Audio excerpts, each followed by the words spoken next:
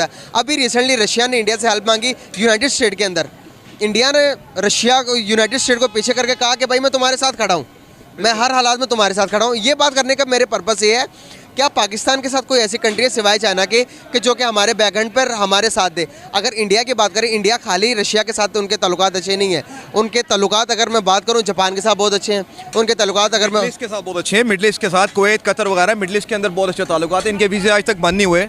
आप पाकिस्तानियों को देख लें कि मिडल ईस्ट में वीज़ा अवेलेबल नहीं है। आप इंडिया को देख लें, उनकी चेन वर्क्स है वहाँ पर, पूरा बिजनेस है उनका वहाँ पर।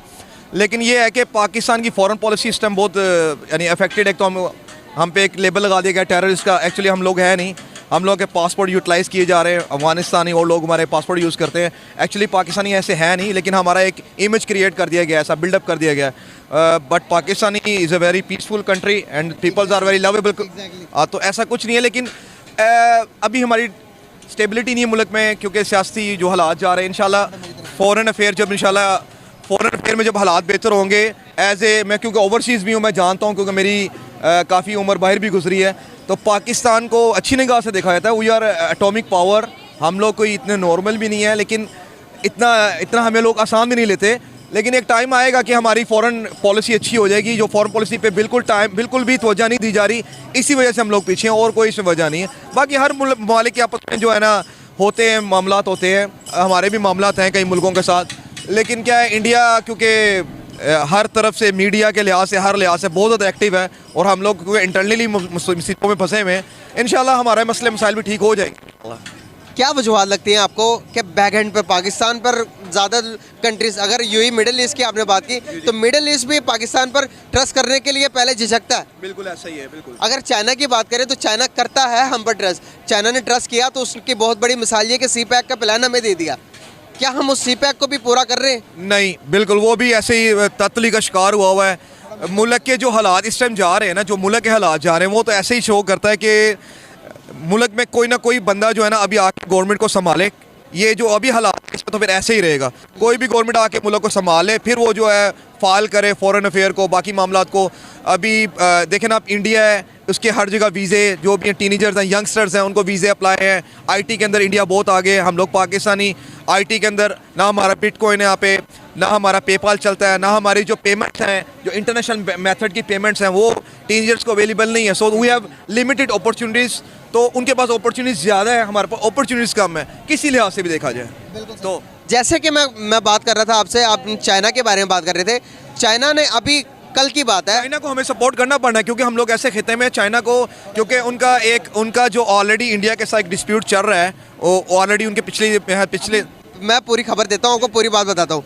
चाइना के अंदर जो सी पैक का प्लान चल रहा है, उस प्लान के मुताबिक चाइना ने इंडिया से, पाकिस्तान से कहा कि आप हमें पूरा प्रॉपर सिक्योरिटी प्रोवाइड करें, आप हमें बुलेट प्रूफ गाड़ियाँ दें। एक दिन के अंदर हमारे शहबाज शरीफ हमारे पीएम को 17 दफ़ा बुलाया मीटिंग के अंदर बुलाने के बाद शहबाज शरीफ ने उनके सारे मुआहदे माने। एक और क्वेश्चन यहाँ पर ये बनता है, मुशर्रफ के दौर से सी पैक चल रहा, अचानक उनको क्या आन पड़ी कि उन्होंने इतने सारी रिक्वायरमेंट्स की कि हमें सिक्योरिटी प्रोवाइड की जाए, बुलेट प्रूफ गाड़ियाँ, ये सारी चीज़ें क्यों मांगी? इसकी एक वजह यह है कि क्योंकि पाकिस्तान के सिक्योरिटी लेवल की जो हालत है ना, वो वाकई बहुत ख़तरनाक कंडीशन में गए हम लोग इस टाइम जो पाकिस्तान की जो कंडीशन है ना, इस टाइम वो एक्चुअली हम लोग, एक तो हम इंटरनेशनली लड़ रहे हैं, एक हमें लोकली भी प्रॉब्लम है। तो इस टाइम हर मुल्क जो है ना हमसे कारोबार करता, बिजनेस करता डर रहा है, क्योंकि दिन ब दिन हमारे मुल्क के अंदर ये जो टेररिस्ट के जो वाक़े हैं, ये जो इवेंट्स बहुत ज़्यादा बढ़ते जा रहे हैं। लेकिन ऐसा कुछ नहीं, हम लोग घूम रहे हैं, खा रहे हैं, पी रहे हैं, हमें तो कुछ महसूस नहीं हो रहा। कुछ दूसरी ताकतें भी हैं जो हमारे मुल्क में बिजनेस नहीं करना चाहती, चाइना को हमारे साथ बिल्डअप नहीं होना चाहती, तो वो लोग भी ऐसे काम करते हैं जिसकी वजह से जो हम लोगों को सिक्योरिटी मांगते हैं अगले। लेकिन इंशाल्लाह ऐसा कुछ नहीं होगा। चाइना को हमारी ज़रूरत है, स्ट्रेटजी जो हमारा स्ट्रेटजी फ्रेंड है वो। इवन ईरान, हमारे अभी ताल्लुकात इतने अच्छे नहीं है। अफगानिस्तान में अभी इंडिया को बहुत ज़्यादा नुकसान हुआ है, उसके बहुत सारे जो वहाँ पे उसने लगाए हुए थे मंसूबे वगैरह सारे, क्योंकि जाने के बाद, अमेरिका के जाने के बाद सारे निस्सो नबूद हो गए। इंशाल्लाह हमें उम्मीद है कि पाकिस्तान इंशाल्लाह, यानी वी विल बी इंशाल्लाह ऑन अ टॉप लिस्ट इंशाल्लाह। So we will wait for a good, so इंशाल्लाह विल बी होप सब कुछ अच्छा हो जाएगा इंशाल्लाह। Being a Pakistani, we proud to be a Pakistani. तो ये है कि इंडिया के जो रिलेशंस हैं, जो अपनी नेबर कंट्रीज़ के साथ, जो अपनी फ्रेंड कंट्रीज़ के साथ, अगर हम हिस्ट्री देखें जापान के साथ इंडिया के रिलेशंस के वो बहुत ज़्यादा पुराने, इजराइल के साथ अगर हम देखें तो वो बहुत ज़्यादा पुराने। अब रशिया को मदद की ज़रूरत थी इंडिया की, और इंडिया ने कहा कि भाई मैं फर्स्ट पर हूँ, सबसे पहले मैं आपकी मदद करूँगा, बाकी सारी बातें यूनाइटेड स्टेट को पीछे करके इंडिया ने मदद की रशिया की। क्या समझते हैं आपके, जब भी इंडिया को अपने दोस्त की ज़रूरत होती है तो इंडिया हाजिर हो जाता है, लेकिन इंडिया को जब ज़रूरत होती है वो भी हाजिर होते हैं। अगर मैं बात करूं पाकिस्तान की, तो वर्ल्ड वाइड में उस किस्म की रिस्पेक्ट हमने हासिल करने से महरूम रह चुके हैं। क्या वजूहत है? आप पहले तो ये बताएं कि कौन सी कंट्री की ज़्यादा रिस्पेक्ट है वर्ल्ड वाइड में, पाकिस्तान की या फिर इंडिया की? ऑनेस्टली स्पीकिंग के जो रिस्पेक्ट है ओवर वर्ल्ड वाइड वो इंडिया की ज़्यादा है। उसकी रीज़न ये है कि इंडिया बेसिकली अपने लोगों का सोचता है, जिसकी वजह से दूसरी कंट्रीज़ के साथ अपने रिलेशंस को बेटर करता है। आप अपने लोगों का सोचते हुए अपनी पॉलिसीज़ को बेटर करेंगे तो आपके साथ दुनिया भी चलेगी, लेकिन हमारे यहाँ पे क्या आज़ाद सोच ही नहीं है। जब आज़ाद सोच नहीं होगी, आप इंडिपेंडेंटली अपने लिए कोई भी डिसीजन नहीं ले सकेंगे, अपने लोगों के लिए नहीं ले। अगर आपके लिए कोई स्टैंड करना चाहेगा, कोई आपका लीडर आपके लिए आके स्टैंड करेगा, तो हमारे लोग कहते हैं जी, हमारे ऊपर वाले पॉलिटिकल लोग कहते हैं जी हमने अमेरिका से उसकी इजाज़त लेनी है, लेकिन हमारा स्टेक होल्डर मीन्स अमेरिका है, हमारी अपनी गवर्नमेंट नहीं है। तो फिर इंडिया इसीलिए कामयाब है, और इज़्ज़त उसी की होगी जो इज़्ज़तदार कौम बनना चाहेगी और आज़ादाना सोच रखती होगी। हम गुलाम सोच वाले लोग हैं, हमारी इज़्ज़त नहीं हो सकती है। भाई कोई दो स्टेक होल्डर्स चेयर पे तो एक दूसरे की कर सकते हैं, लेकिन वो बैक पे क्या बोलते हैं वो उनके रिएक्शन से, और वो हमें पता चल चुका है। सही बात है। कुछ यार इतने साल हो गए, 75 साल हो गए हैं, कुछ चंद एक लीडर्स हमें ऐसे मिले कि जिन्होंने पाकिस्तान की थोड़ी बहुत वर्ल्ड वाइड के अंदर रिस्पेक्ट को थोड़ा इंक्रीज़ करवाया, लेकिन अभी तक हमें बदकिस्मती से कोई ऐसा लीडर नहीं मिल सका कि जो कि हमारी रिस्पेक्ट को वर्ल्ड वाइड के अंदर बूस्ट कर दे और दुनिया के वाह भाई।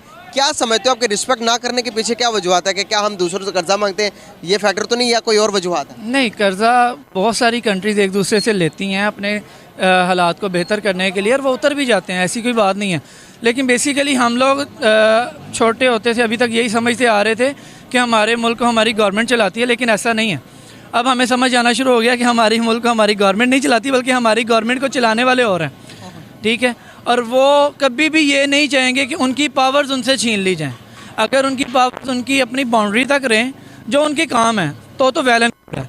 लेकिन अगर वो पॉलिटिकल मैटर्स में, पॉलिटिकल अफेयर्स में आके सारे डिसीजन लेंगे और किसी आज़ाद सोच वाले आने देंगे, तो फिर हमारा मुल्क नीचे ही दबेगा, ऊपर कभी भी नहीं उठेगा। क्या जो कि आपने जिस इदारे का नाम लिया, क्या उस इदारे की इन्वॉल्वमेंट दूसरी किसी कंट्रीज़ के अंदर वो इदारा इतनी इन्वॉल्वमेंट करता है जितनी कि पाकिस्तान के अंदर वो इदारा करके और हुकूमतों को तबाह कर रहा है? नहीं, वो इदारे मैंने जैसे कि बोला है ना कि वो अपनी बाउंड्रीज तक ही रहते हैं। अगर वो सरहदी बाउंड्रीज़ पे हैं, अब खुलकर बात करने की ज़रूरत है। अब वो वक्त आ चुका हुआ है कि अगर अभी भी हम नहीं बोलेंगे तो फिर कभी भी नहीं बोलेंगे, ठीक है। हमारे लोग हमारे यहाँ पे फ़र्स्ट ऑफ़ ऑल आप सहाफ़त कर रहे हैं, आपके लिए अप्रिसिएशन है कि आप अवाम में आ रहे हैं, आप उनसे जज्बात पूछ रहे हैं, लेकिन यहाँ पे कोई भी किसी को आज़ादी ख्याल नहीं रखने दे रहा, ना सहाफ़त में ना इंडिपेंडेंटली लोगों में, ठीक है।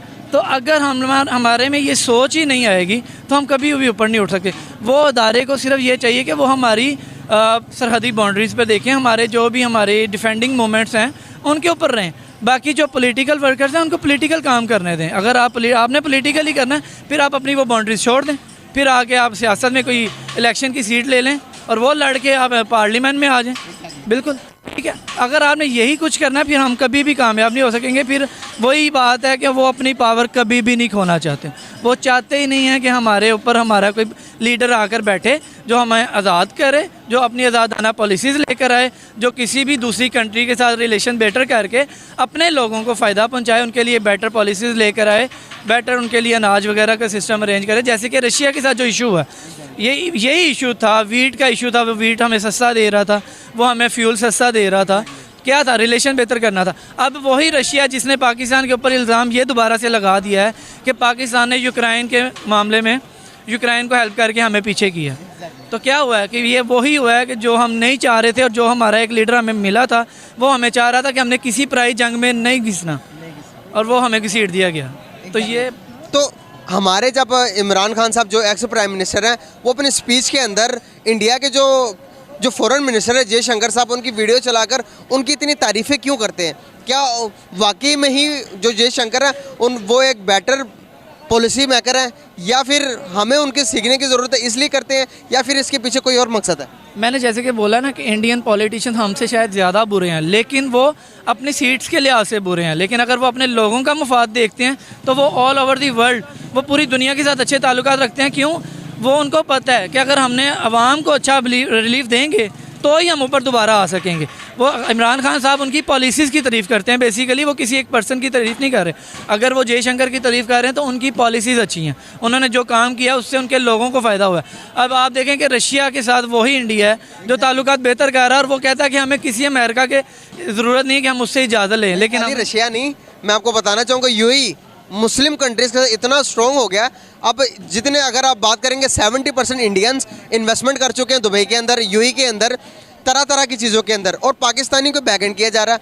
पाकिस्तानी आगे क्यों नहीं आ पा रहे? हम अपनी इज्जत बनाने में एज ए इंडिविजुअली क्यों नहीं आगे आ पा रहे? क्यों नहीं हम अपनी इज्जत करवा पा रहे? इसके पीछे क्या वजूहत है? इसको थोड़ा डिफाइन करें आप। उसके पीछे सर वजह सिर्फ और सिर्फ एक ही है, आज़ादाना सोच। जब तक आप आज़ाद ख्याल नहीं होंगे, आप अपने फैसले खुद नहीं कर सकेंगे, आप कभी भी आगे नहीं आ सकेंगे। ठीक है, अगर हमने सारा कुछ ही ऊपर बड़े बैठों से पूछ कर करना है, हमारा कोई एक लीडर आ जाए और वो अगर आज़ाद सोच रखने लगे तो उसको रजीम चेंज के ज़रिए उतार दें क्योंकि वो उसकी पॉलिसीज़ उनको पसंद नहीं आ रही थी, तो फिर हम कभी भी नहीं उठ सकेंगे, हमारी कभी भी रिस्पेक्ट नहीं हो पाएगी। आप टर्की में देख लें, टर्की में क्या हुआ था? यही हुआ जब रजब उर्दुगान के साथ यही कुछ हो रहा था। लेकिन जब उसने देखा कि उसके लोगों को पता था कि ये बंदा राइट पे है, इसकी पॉलिसी ठीक है, तो वो सामने आ गए। और आज वही टर्की है जो कह रहा है कि आप मेरे से हेल्प लें, मैं आपके लिए आगे आता हूँ। उन्होंने एक स्टैंड लिया, हमें स्टैंड लेने की ज़रूरत है, हमारे लोगों को स्टैंड ले। आप ये आज़म स्वाति साहब के साथ देख लें क्या हुआ, क्या ये उनके साथ ठीक हुआ है? पहले मर्दों को तो नंगा किया जा रहा था, अब उस घटिया सियासत में और उस ब्लैकमेलिंग में औरतों को शामिल किया जा रहा है। इंतहाई मतलब कि गैर, उसके ऊपर बात करने में भी हमें शर्म आती है कि एक बेटी को माँ की वीडियो या बाप की वीडियो भेजी जाए, तो शेमलेस। इसमें जितनी बात कम की जाए वही ज़्यादा बेहतर है, क्योंकि वो बंदा खुद प्रेस कॉन्फ्रेंस में आकर रो पड़ा है। एक 70 साल का बुज़ुर्ग बंदा है और हाई लेवल पे, हाई पार्लियामेंट के वो बंदा है, सेनेटर वो बंदा है। ठीक है, एक अमेरिका की वोट एंड कट में मुल्क के हालात कैसे ठीक हो सकते हैं? मुल्क के हालात आपकी आज़ादाना सोच ठीक हो सकते हैं। आपको एक आज़ाद ख्याल लीडर की ज़रूरत है, वही आकर आपके हालात और आपकी सोच को बदल सकते हैं। कौन है वो लीडर? इमरान खान। इस वक्त इस मौजूदा सिचुएशन में इमरान खान है। बहुत ज़बरदस्त यार, बहुत अच्छा लगा बात करके। Thank you so much, nice to talk with you bro, बहुत ज़बरदस्त।